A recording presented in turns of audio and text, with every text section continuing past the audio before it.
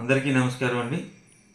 గతంలో సమాచార హక్కు చట్టం అంటే ఏంటి అంటే మన గత వీడియోలో సమాచార హక్కు చట్టం ఉపయోగం ఏంటి, సమాచార హక్కు చట్టం ద్వారా పౌరులు ఏ రకంగా సమాచారాన్ని తెలుసుకోవచ్చు, తెలుసుకుంటే ఏంటి ఉపయోగం అనేటటువంటిది తెలుసుకున్నాం. ఈ వీడియో ద్వారా దరఖాస్తు ఏ రకంగా చేయాలి, సమాచార హక్కు చట్టం ప్రకారం ప్రథమ దరఖాస్తు ఏదైతే ఉందో ఆ దరఖాస్తు ఏ రకంగా చేయాలనేటటువంటి విషయాన్ని తెలుసుకుందాం. మొదటిగా ఈ దరఖాస్తు చేసేటప్పుడు ఏ కార్యాలయానికి సంబంధించినటువంటి ఇన్ఫర్మేషన్ సమాచారం మనం అడుగుతున్నామో ఆ యొక్క కార్యాలయానికి సంబంధించినటువంటిది ముందు నిర్ధారణ చేసుకోవాలి. అంటే కార్యాలయాలు అనేటటువంటివి 29 శాఖలు ఉన్నాయి మనకి.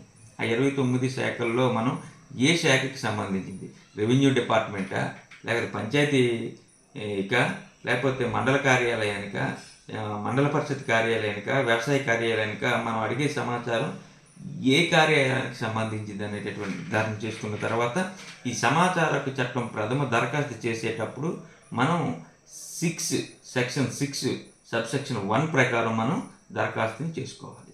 ఈ దరఖాస్తు చేయడానికి ఎటువంటి ఫార్మెట్ ఉండదు. మనం ఒక తెల్ల పేపర్ తీసుకొని ఆ తెల్ల కాగితం మీద కూడా ఈ దరఖాస్తు చేసుకోవచ్చు. ఈ దరఖాస్తు చేసుకునే విధానం మనం తెలుసుకుందాం. మొట్టమొదటిగా దరఖాస్తు చేసుకునే పైన మనం సమాచార హక్కు చట్టం 2005 ప్రకారము సమాచారం కొరకు దరఖాస్తు అని రాసి పక్కన, అది మనకి కుడి పక్కన మనం రాసేటప్పుడు మన కుడి పక్కన ఏం చేయాలంటే మనం ఎక్కడ ఏ గ్రామంలో మనం దరఖాస్తు చేస్తామో ఆ స్టేషన్ స్థలము అంటుందని కింద తేదీ, ఎడం పక్కకు వచ్చేసరికి ఆ యొక్క దరఖాస్తు ఎవరికి చేయాలి, మనం ఆఫీస్లో ఎవరికి చేయాలి, మండల రెవెన్యూ కార్యాలయానికి సంబంధించింది అయితే మండల రెవెన్యూ కార్యాలయానికి, అలాగే పంచాయతీకి సంబంధించింది పంచాయతీ కార్యాలయానికి, అలాగే ఏ ఆఫీస్కి సంబంధించిందో అయితే ఆ ఆఫీస్కి సంబంధించినటువంటి ప్రతిదానికి మొదటి పిఐఓ అని రాయాలంటే ప్రతి ఆఫీసులో పిఐఓ అనేటటువంటి వ్యక్తి ఉంటారు. పిఐఓ అంటే పబ్లిక్ ఇన్ఫర్మేషన్ ఆఫీసర్, ఇతన్నే తెలుగులో ప్రజా సమాచార అధికారి అంటాం. ఈ ప్రజా సమాచార అధికారి అని రాసి కింద ఏ కార్యాలయం పేరు, గ్రామ పంచాయతీ కార్యాలయం అయితే గ్రామ పంచాయతీ కార్యాలయం, తహసీల్దార్ కార్యాలయం అయితే తహసీల్దార్ కార్యాలయం, ఇలా కార్యాలయం పేరు రాసి ఆ కింద ఆఫీస్ ఎక్కడ ఉంది. ఇప్పుడు తహసీల్దార్ కార్యాలయం వైజాగ్ అనుకో, వైజాగ్ తహసీల్దార్ ఆఫీస్ కార్యాలయం అంటే వైజాగ్ అని రాస్తాం, విజయవాడ అయితే విజయవాడ రాస్తాం, అనకాపల్లి అయితే అనకాపల్లి రాస్తాం, దేవరాపల్లి అయితే దేవరాపల్లి రాస్తాం. అలా ఈ కార్యాలయం తాలూకే అడ్రస్ రాయాలి. మొదటి మాత్రం పిఐఓ అడ్రస్ ప్రజా సమాచార అధికారి వస్తుంది. కిందకు వచ్చేసరికి మనం ఏ సెక్షన్ ప్రకారం ఈ దరఖాస్తు చేస్తున్నాం, సెక్షన్ 6 సబ్సెక్షన్ 1 ప్రకారం సమాచారం కొరకు దరఖాస్తు అని రాయాలి. అలాగే దాంతోపాటుగా సెక్షన్ 2J ప్రకారం ప్రతి పేజీని ధృవీకరించి ఇవ్వగలరు అని రాయాలి. అలాగే ఇంకా గమనిక అని చెప్పేసి కింద పెట్టి ఈ యొక్క సమాచారం పొరపాటున మనం ఒక ఆఫీస్కి సంబంధించిన సమాచారం ఇంకో ఆఫీస్లో అడిగామనుకోండి, వాళ్ళు ఏం చేస్తారంటే పిఐఓ ఈ దరఖాస్తు ఈ సమాచారం ఈ ఆఫీస్కి సంబంధించింది కాదు అని మళ్ళీ మనకి తిరిగి వాళ్ళు సమాధానం చెప్తారు. ఆ సమాధానం చెప్పకుండా ఉండాలంటే మనం ఏం చేయాలంటే దానికి కూడా ఒక సెక్షన్ ఉంది.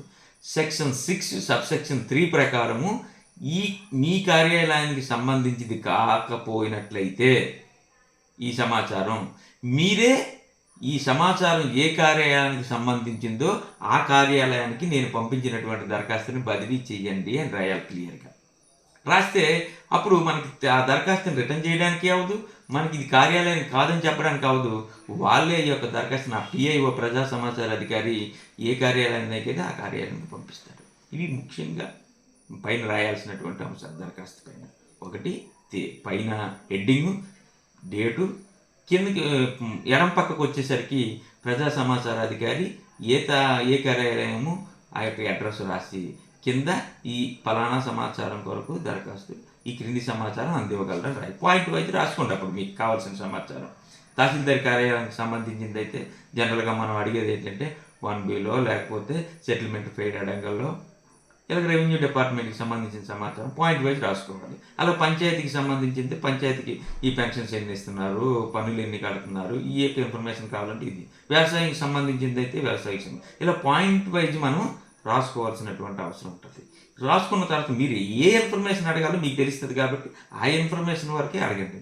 కింద వచ్చేసరికి ఈ పాయింట్ వైజ్ రాసుకున్న తర్వాత కింద వచ్చేసరికి కుడి పక్కని ఇట్లు దరఖాస్తుదారుడు అని చెప్పేసి మీ సంతకము, ఫోన్ నెంబరు. మళ్ళీ ఎడం పక్క కిందకు వచ్చేసరికి మనం ముఖ్యంగా రాయాల్సినటువంటి అంశాలు ఉంటాయి. గమనికాన్ని పెట్టి దరఖాస్తు సమాచార చట్ట ప్రకారం దరఖాస్తు చేసినప్పుడు రుసుము చెల్లించాల్సి ఉంటుంది. ఇది బిలో పవర్టీ, దీనికి కూడా ఎగ్జామ్షన్ ఇచ్చారు. బిలో పవర్టీ అంటే తెల్ల రేషన్ కార్డు ఉన్న వాళ్ళు దరఖాస్తు రుసుము చెల్లించవసరం లేదు. కాబట్టి దానికని మనం ఏం చేయాలంటే దరఖాస్తు రుసుము నిమిత్తం తెల్ల రేషన్ కార్డు దీనితో జత చేస్తున్నానని చెప్పేసి మనం తెల్ల రేషన్ కార్డు తలక నకలు ఏదైతే జెరాక్స్ జత చేయాలి. లేదు ఎస్సీ ఎస్టీలు అయితే క్యాస్ట్ సర్టిఫికేట్ జత చేయాలి దీనికి. ఒకవేళ ఈ 3 దాంట్లో పరిధిలోకి రాకపోతే మండల స్థాయిలో అయితే మనం court fee stamp ₹5 court fee stamp అతికించాలి. అందుకని దరఖాస్తు రుసుము నిమిత్తం ₹5 కోర్టు ఫీ స్టాంపు అతికించున్నాము అని రాయాలి. అంటే అదా తెల్ల రేషన్ కార్డు బిలో పవర్టీ ఉన్నవాడు తెల్ల రేషన్ కార్డు సరిపోతుంది, దరఖాస్తు ఫీజు ఏం అవసరం లేదు. అలాగే ఎస్సీ ఎస్టీలు అయితే క్యాస్ట్ సర్టిఫికేట్ సరిపోతుంది. ఈ రెండు దీంట్లోకి సెక్షన్లోకి రాని వాళ్ళు మనం ఏం చేయాలంటే ₹5 అంటించాలి. దాంతోపాటుగా కింద ఏదైతే మనం ఇన్ఫర్మేషన్ అయితే కోరుతున్నామో ఆ ఇన్ఫర్మేషన్, ఎక్కువ ఇన్ఫర్మేషన్ అయితే మనకి పేజీకి ఇంత అని చెప్పేసి వాళ్ళ ఆఫీసులో ఉన్నటువంటి నామ్స్ ప్రకారం ఇంత అమౌంట్ కట్టాలని అంటారు. దానికి కూడా మనం రాయాలి. నాకు కావాల్సినటువంటి సమాచారానికి అయినటువంటి జెరాక్స్ ఖర్చులను నేను భరించగలవాడును అని చెప్పి అది కూడా మనం కింద మెన్షన్ చేయాలి.